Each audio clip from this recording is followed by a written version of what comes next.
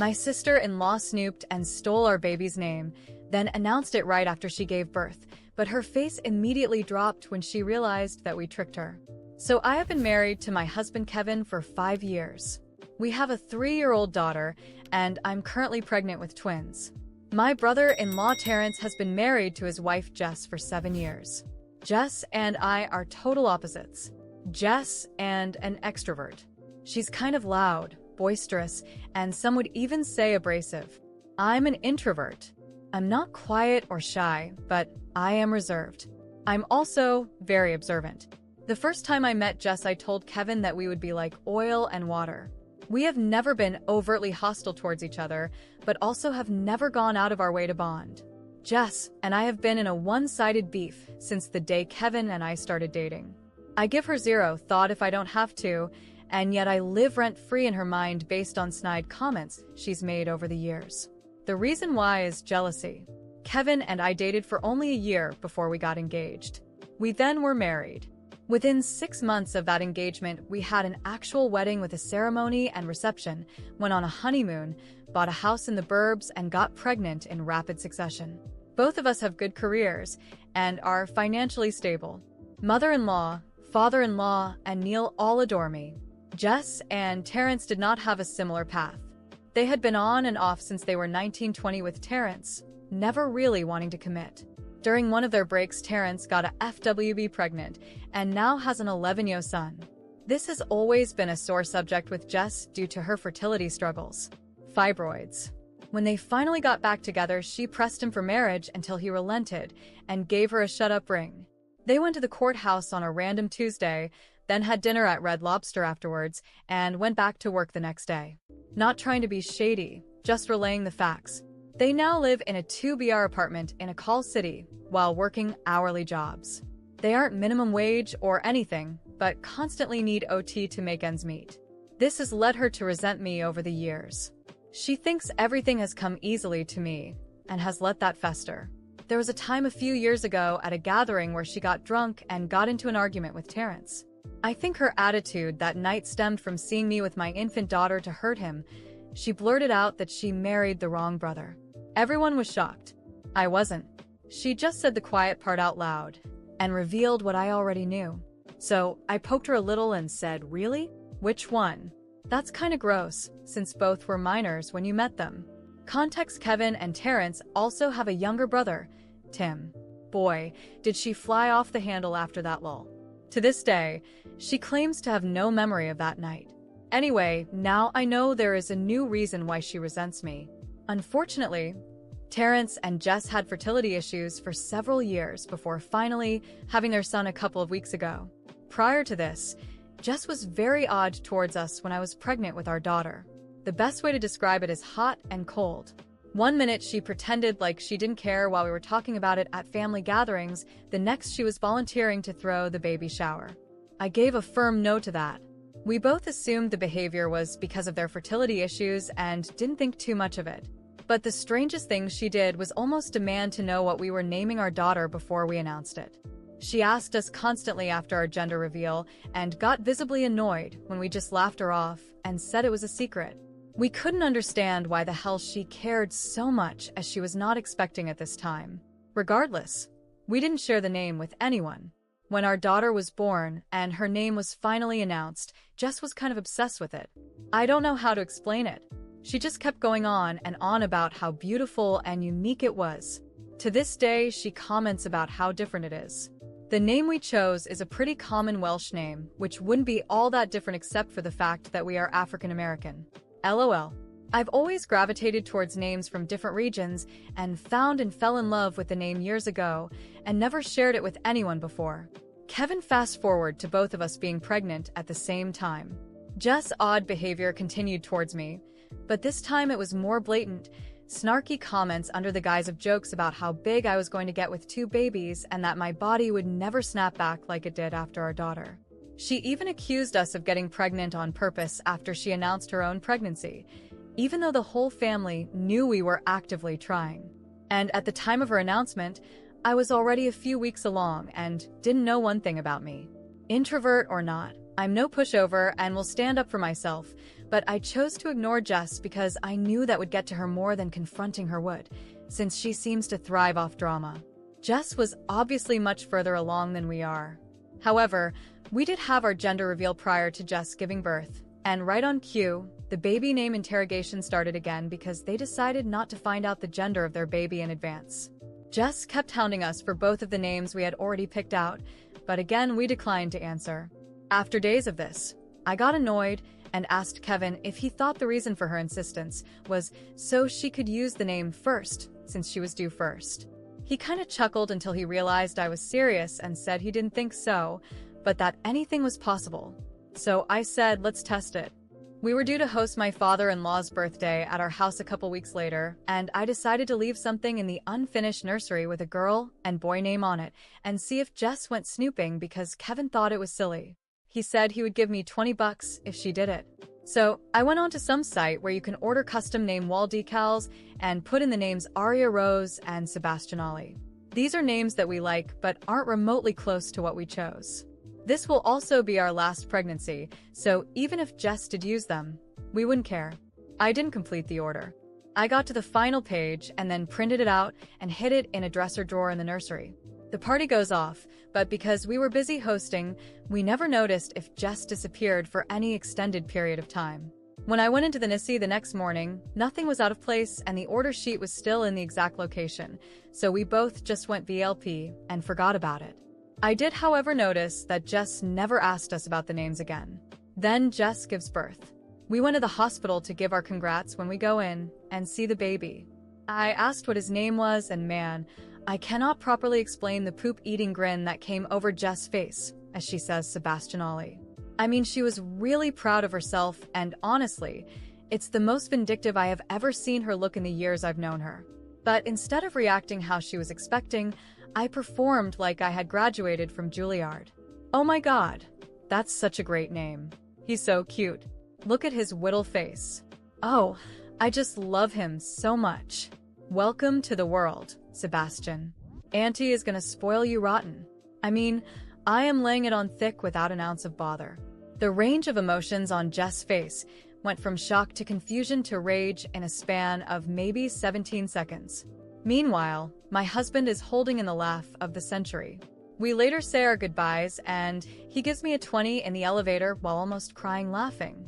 All I could say was like, I thought this was 2 weeks ago, and we haven't seen them since because we wanted to give them time to settle in with the new baby.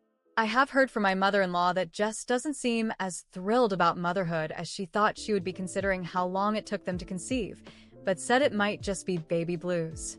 Obviously, I think she's just disappointed that her petty move didn't have the desired effect on us. I did share this with my sister, and while she laughed initially, she did say it was kind of an awe movement. So, am I the whole update 11 days later I haven't seen or heard from Jess since that day in the hospital? Terrence also hasn't communicated much with Kevin other than sports talk. However, my mother-in-law has been with them almost every day. She came over yesterday to go over some last-minute things for our baby shower that we are having this Saturday after Halloween.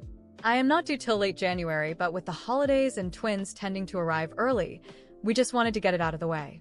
Anyway, after finalizing some things, I asked mother-in-law how Terrence and Jess were doing. She sighed and leaned back in her chair and said, "Girl, it's a mess." She goes on a long word vomit that I will have to summarize. Basically, they've been at it since before the baby was born. When they were discussing names, Jess' list only consisted of girl names. When Terrence asked what if it's a boy, Jess was adamant that it wouldn't be, but if it was, they would just use Terrence Jr. This caused an argument because Terrence's 11-year was not named after him, and it would be petty to name the second son a junior. Unbeknownst to me, Jess was having severe anxiety over not the name, but the gender of their baby. So much so that she refused to find out early because she was afraid of disappointment, and she wanted to enjoy her pregnancy believing she was having a girl. She really wanted a girl. I mean, really wanted a girl. This goes back to mother-in-law. In my opinion, mother-in-law is the only girl of 4 brothers. She had 3 boys, 2 of her 3 boys. Tim has a 6 years old have boys. Then my daughter came along. Mother-in-law actually broke down in tears at our gender reveal. Since the day she was born, mother-in-law has become a little obsessed with her. LOL. Not in a Jamil way, she knows and respects boundaries. But the whole family is aware that my daughter is mother-in-law's favorite person in the world. I think Jess thought that by having a girl she would get that same attention and affection for mother-in-law, as she has never been Jess's biggest fan. When that didn't happen, something short-circuited in her head. Mother-in-law's words, not mine. Before we arrived at the hospital that day, they were still fighting over a name. So I guess when I showed up she just blurted it out. While I still think it was to hurt me, it seems like it was also because she didn't allow herself to think of anything else because she didn't want a boy. I said in the first post how I noticed her expression. However, I completely failed to notice Terrence's. He was pissed. Jess had never mentioned that name to him prior, and he had no clue where it even came from. He also hated it. He refused to sign off on that, and they left the hospital without a name. In our state, you only have 7 days from birth to register a name. She eventually told Terrence to pick the name himself, and that she didn't care anymore, so he did. He swapped out Sebastian for Jordan but kept Ollie S after Michael and Muhammad Lowell according to mother-in-law. Since they've been home, Jess has shut down emotionally. She's been doing all the motherly things, but there's a disconnect there. Mother-in-law said she finally broke down to her a few nights ago that she'll likely never have a daughter due to her age and what it took to get pregnant in the first place. I think that will bring them closer together since mother-in-law never got the daughter she wanted either. I also felt bad hearing that because regardless of how I feel about her as a person, I do have a heart and would never want to punch down on her if she's in the throes of PPD. Jess still hasn't admitted to snooping, so I haven't admitted to setting her up. A few comments said I should never confess, but I think I will at some point. Mainly because I don't care.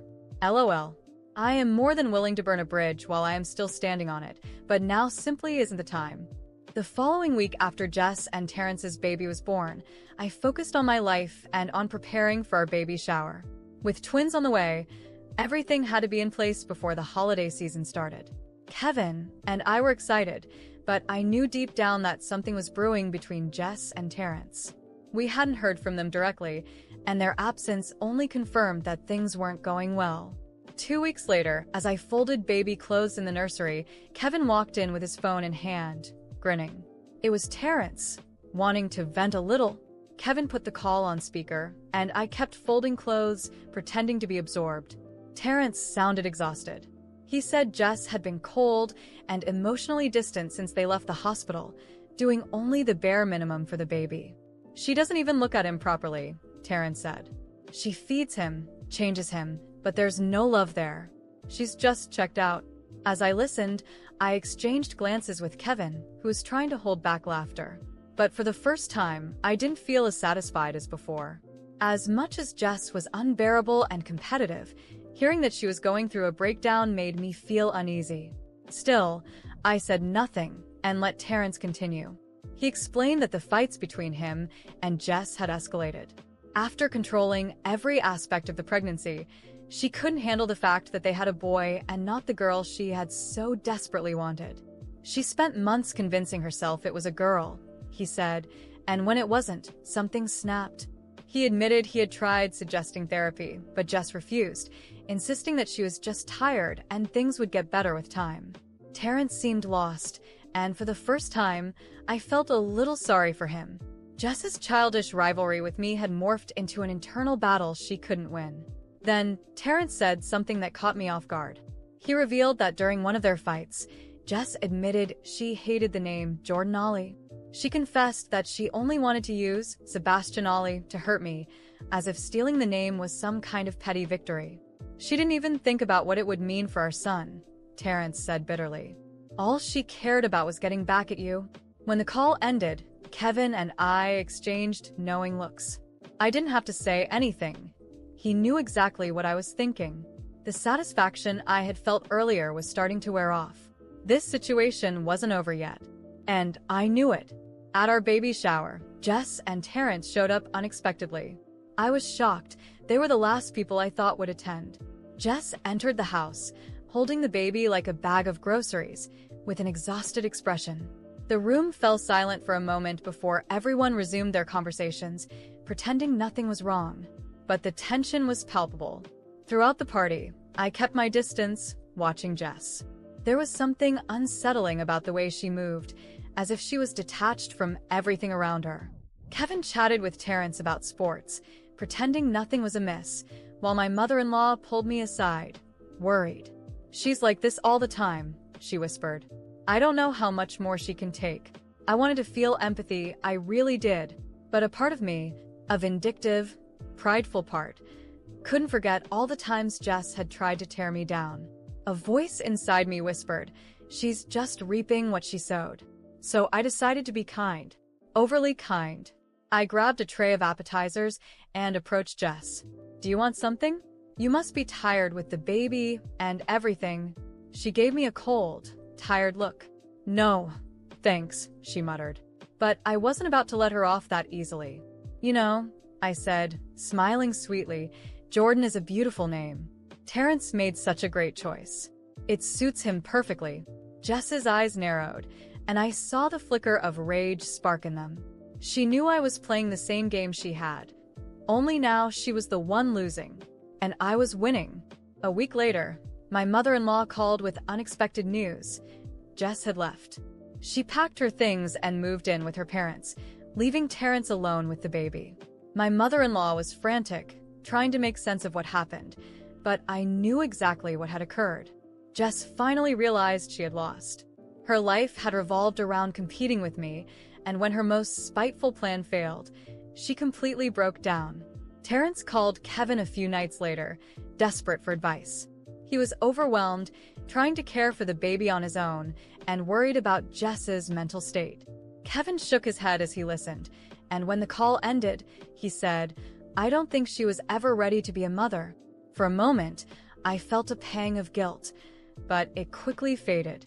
Jess had dug her own grave. She spent years trying to bring me down, and in the end, her own bitterness consumed her. I did nothing but defend myself. Saving her from herself would have been impossible. And then, as if the universe wanted to put the final nail in the coffin, I received a text from Jess. Just one sentence. "You won." I deleted the message without replying. There was no need. I already knew. The morning after the baby shower, I woke up feeling different. Something inside me told me it was time to close this chapter for good. I was tired of Jess dragging me into her petty games, of watching her envy poison every special moment in my life. She had lost, and I knew the war was practically over. But some stories need a clear ending, and I was going to make sure she understood, once and for all, that messing with me was no longer an option. Kevin noticed the look on my face over breakfast. "What are you planning to do?" he asked, familiar with that expression. I shrugged with a calm smile. "Nothing illegal.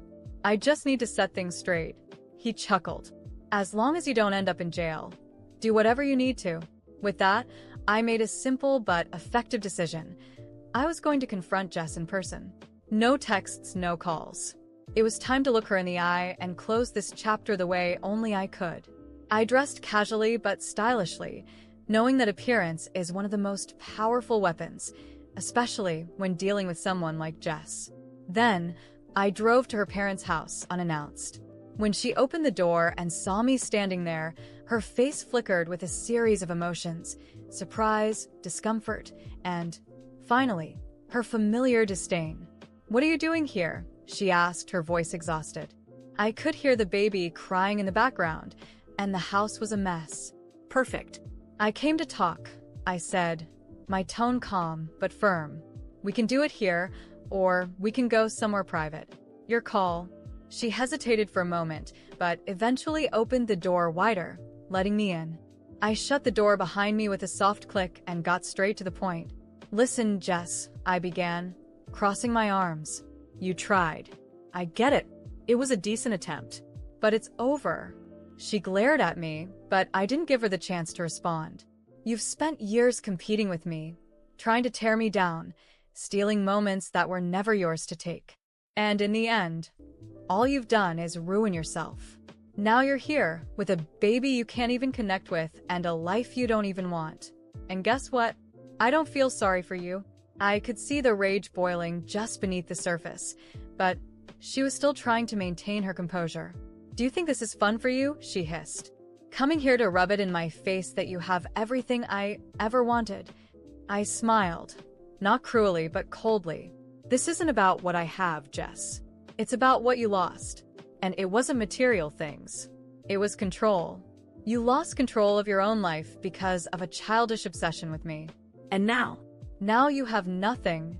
She opened her mouth to respond, but I raised my hand, cutting her off.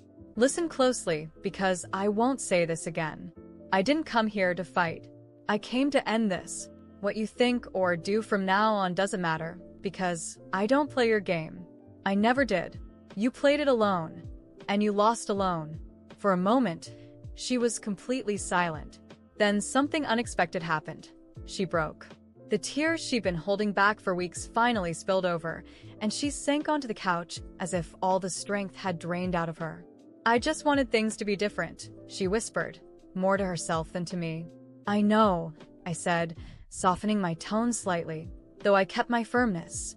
"But the way you handled it only destroyed the good things you still had. And now you have to live with that." I stood up and walked toward the door. Before leaving, I gave her one last message. "This isn't about winning or losing, Jess. It's about moving on. And that's what I'm going to do.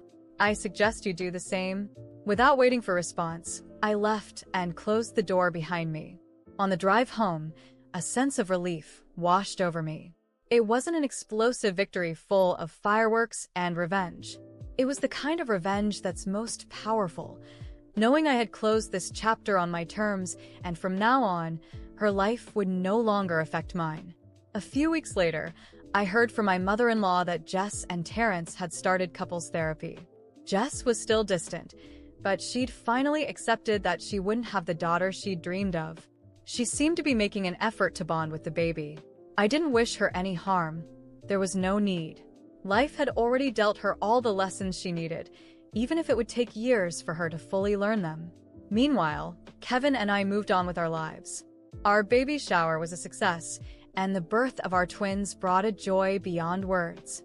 For the first time in a long time, I felt at peace. Jess was just a closed chapter, a reminder that the best revenge is living well and never looking back. And as for me, I was ready to write the next chapter of my life. This time, with no one trying to steal the pages.